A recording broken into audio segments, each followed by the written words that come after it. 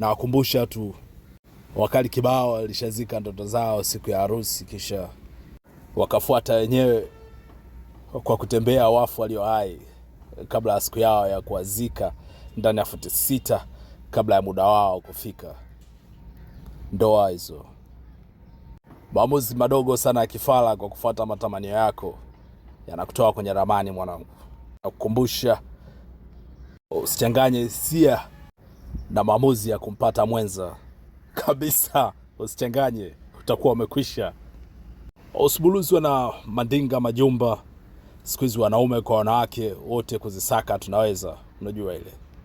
Buluzwa na mtu kama mtu, yani mtu mwenyewe, au sio? Kikubwa ni kuishi kwa peace. Bas, hayo mengine yote ni mbwembwe tu.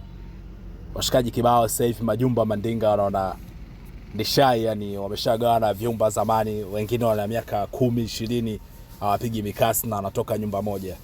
Yote ni kwa sababu ya machaguo ya kifala. Unaweza kaona sasa hivi ndoa hata za Kikristo zinavunjika kutokana na ufala kwenye machaguo. Kwa usijichanganye mwanangu. Usijichanganye, usije ukaanza kujikanda kwa misemo na umri bado wa kukaza, yani ufikie ndoto, unajua ile. Tulatoa kafara wanatosha, si twende tukae mstari wa nyoka mwanangu.